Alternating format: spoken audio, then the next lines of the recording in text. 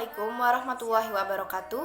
Perkenalkan, nama saya Rahma Aufatia Nuzulaila, NIM PO 7134-12119 dari Prodi D4 Teknologi Laboratorium Medis. Di sini saya akan menjelaskan dasar ontologis, epistemologis, dan aksiologis filsafat Pancasila. Kajian filsafat mungkin terdengar abstrak untuk sebagian besar masyarakat. Ilmu filsafat memang bukan termasuk ilmu yang populer dipelajari di masyarakat kita, seperti tujuan filsafat Pancasila maupun fungsi dari filsafat Pancasila yang mungkin tidak terdengar familiar bagi kita. Di dalamnya terdapat istilah ontologi, epistemologi, dan aksiologi yang bertindak sebagai basis atau ilmu dasar dari kajian filsafat ini. Apakah itu ontologi, epistemologi, dan aksiologi? Di pembahasan kali ini, kita akan mempelajari lebih jauh tentang pengertian serta contoh kasus ontologi, epistemologi, dan aksiologi untuk mempermudah pemahaman kita semua. Simak terus ya. Pada awalnya, kajian filsafat lahir di Andalusia yang lebih dikenal dengan Yunani, di mana di sini lahir para filsuf hebat seperti Plato, Thucydides, dan Aristoteles yang selanjutnya menjadi inspirasi bagi para filsuf di belahan bumi lainnya. Di dalam kajian filsafat, terdapat ilmu dasar yang digunakan, yang dikenal dengan istilah ontologi, epistemologi, dan aksiologi. Apakah itu?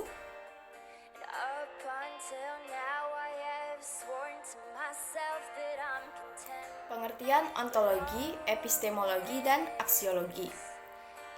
Yang pertama yaitu pengertian ontologi. Ontologi berasal dari bahasa Yunani, dari kata onto yang berarti ada dan logos yang berarti ilmu. Maka, ontologi diartikan sebagai ilmu yang membahas mengenai keberadaan. Ontologi sendiri adalah cabang dari ilmu filsafat tentang sifat, wujud, atau fenomena yang ingin diketahui manusia.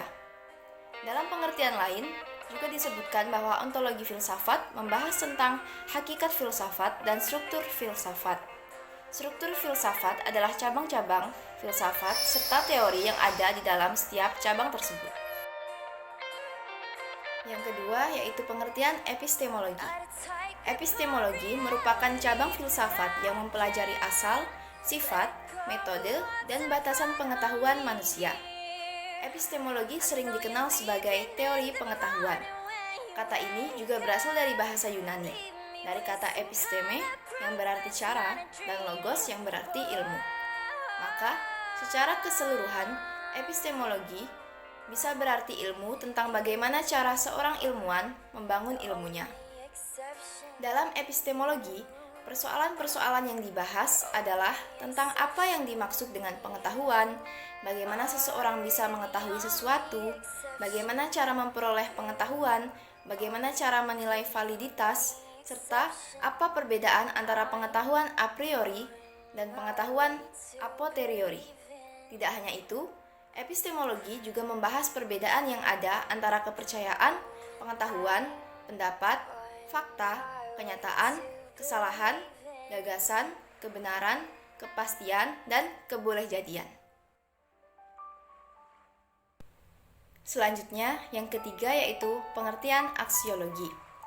Aksiologi juga berasal dari bahasa Yunani, dari kata aksios yang berarti nilai dan logos yang berarti ilmu. Maka, dari penggabungan dua kata ini, aksiologi berarti ilmu tentang nilai. Dengan aksiologi, kita mempelajari tentang apa guna dari ilmu pengetahuan yang didapatkan atau nilai-nilai yang kita peroleh dari sebuah ilmu pengetahuan, seperti misalnya nilai-nilai yang terkandung dalam Sumpah Pemuda.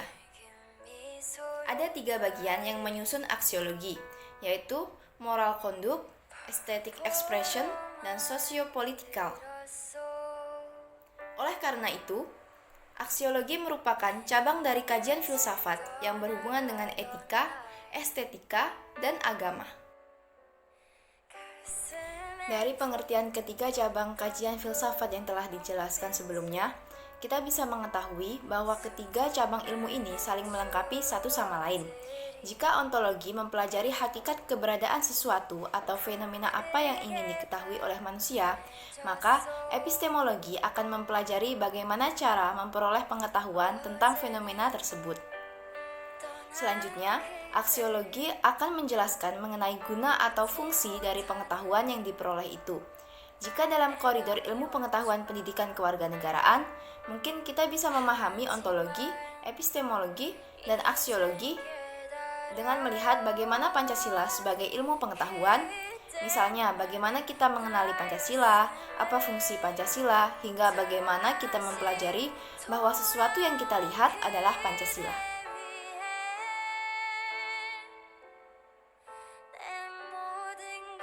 Selanjutnya yaitu contoh kasus ontologi, epistemologi, dan aksiologi. Contoh kasus dari ontologi, epistemologi, dan aksiologi sebenarnya cukup sering kita temukan dalam kehidupan sehari-hari. Hanya saja, dikarenakan kebanyakan dari kita tidak familiar dengan kajian filsafat, maka contoh-contoh tersebut sering luput dari perhatian kita. Maka, dengan pembahasan kali ini, kita akan bisa lebih mengenali contoh kasus ontologi, epistemologi, dan aksiologi yang banyak ada di sekitar kita dan sangat mudah untuk kita terapkan sebagai pemikiran filsafat sederhana. Yang pertama yaitu contoh dari ontologi. Contoh dari ontologi, misalnya ontologi rumah. Di zaman sekarang, begitu banyak model dan bentuk rumah. Bahkan sudah sangat umum, rumah yang kita tempati saat ini bukan lagi berupa rumah yang berdiri menginjak tanah seperti yang biasa ada sejak zaman dahulu, melainkan berupa rumah susun ataupun apartemen yang dibangun bertingkat di sebidang lahan tertentu. Menurut Plato, realitasnya adalah ide atau gambaran yang membuat kita selalu mengenali tentang rumah. Di tengah begitu banyak bentuk atau model-model rumah, namun ide tentang rumah ini yang membuat kita tetap mengenali bahwa apa yang kita lihat adalah rumah meskipun dari segi bentuknya sudah banyak berubah. Kita akan tetap mengenalinya sebagai rumah, di mana sebuah keluarga pulang dan berkumpul, serta menjadi tempat tujuan untuk pulang. Contoh lain dari ontologi adalah ontologi tentang sahabat kita. Kita mungkin memiliki seorang sahabat yang kita kenal sejak sekolah dasar. Setelah kita lama berpisah, kita bertemu kembali 15 tahun kemudian dalam sebuah acara. Saat bertemu kembali, kita mungkin melihat adanya perubahan fisik dari sahabat kita itu, seperti terlihat lebih tua, lebih tinggi, lebih gemuk, dan perubahan-perubahan lain yang mungkin terjadi secara fisik. Namun, terlepas dari perubahan fisiknya, tetap ada sesuatu yang tidak berubah dari sahabat kita tersebut. Sesuatu yang tidak berubah itulah yang membuat kita tetap bisa mengenali dan mengetahui bahwa dia masih sahabat kita yang sama. Hal inilah yang disebut dengan ontologi dari sahabat kita. Yang kedua yaitu contoh kasus epistemologi. Sebelumnya sudah dibahas bahwa epistemologi ini adalah cara manusia dalam memperoleh sebuah ilmu pengetahuan. Maka, jika kita membahas mengenai rumah yang sebelumnya, maka pertanyaannya adalah bagaimana kita bisa mengetahui bahwa sesuatu tersebut disebut sebagai rumah? Apa saja yang kita lihat sehingga kita mengetahui bahwa benda yang sedang kita lihat adalah benar-benar rumah? Misalnya, melihat dari fungsinya, lokasinya, atau tolak ukur lainnya. Demikian halnya ketika kita bertemu dengan sahabat kita semasa sekolah dasar. Dengan cara apa kita bisa mengenali bahwa seseorang yang kita temui itu adalah sahabat kita di masa sekolah dasar 15 tahun yang lalu? Apakah dari selera humornya yang masih sama, dari cara dia makan, dari aspek-aspek identitas sosial yang dia miliki, atau sifat-sifat lain yang kita kenali ada pada sahabat kita di masa sekolah dasar dan masih ada hingga saat ini? Epistemologi dari sahabat kita ini adalah bagaimana cara kita mengetahui bahwa orang yang kita temui ini adalah orang yang sama dengan yang ada di ingatan kita sejak 15 tahun yang lalu. Pada awalnya, kita akan menangkap keberadaan dan pengetahuan tentang rumah dan sahabat kita melalui panca indera yang kita punya. Informasi yang kita tangkap melalui panca indera itu selanjutnya akan dianalisa oleh otak atau akal yang kita miliki. Akal yang akan mengklasifikasinya informasi yang kita terima menjadi sebuah ilmu pengetahuan mengenai rumah dan sahabat kita. Inilah yang menjadi contoh kasus sederhana mengenai epistemologi dalam kehidupan sehari-hari. Yang ketiga yaitu contoh kasus aksiologi. Lalu, bagaimana dengan aksiologi? Apa contoh kasus aksiologi dalam kehidupan sehari-hari? Jika kita ingat di pembahasan awal, aksiologi membahas tentang manfaat dari ilmu pengetahuan yang kita peroleh. Ranah dari aksiologi ini sendiri adalah tentang etika dan estetika. Maka, dengan aksiologi, kita bisa memilah apakah ilmu pengetahuan yang kita peroleh tersebut bermanfaat atau tidak bermanfaat bagi kita. Maka, jika kita masih membahas mengenai ilmu pengetahuan tentang rumah seperti sebelumnya, maka dengan aksiologi, kita mencoba untuk mengetahui apakah rumah memberi manfaat atau tidak untuk kehidupan kita sehari-hari.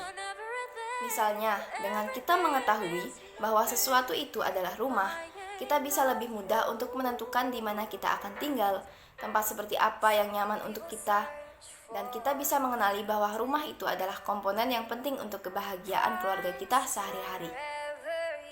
Atau, jika kita membahas tentang sahabat, dengan aksiologi, kita mengetahui apakah dengan kita masih mengenali sahabat lama kita, memberi manfaat untuk kita. Misalnya, kita bisa menjalin kembali persahabatan yang telah lama berpisah, menjalin silaturahmi, atau menghibur diri dengan bernostalgia bersama sahabat.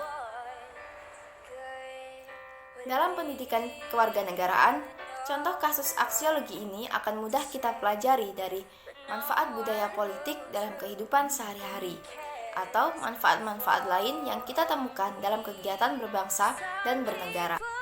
Contoh kasus ontologi, epistemologi, dan aksiologi yang telah dijelaskan sebelumnya mungkin merupakan contoh kasus yang dapat kita temukan sehari-hari dalam bentuk yang paling sederhana. Masih ada banyak lagi contoh kasus lainnya yang sedikit lebih kompleks dan membutuhkan kajian atau pemikiran yang lebih mendalam. Misalnya saja, kita bisa mencoba merenungi bagaimana ontologi, epistemologi, dan aksiologi yang ada dalam contoh filsafat Pancasila. Sekian penjelasan saya pada materi ini. Kurang dan lebihnya saya mohon maaf, saya akhiri. Wassalamualaikum warahmatullahi wabarakatuh.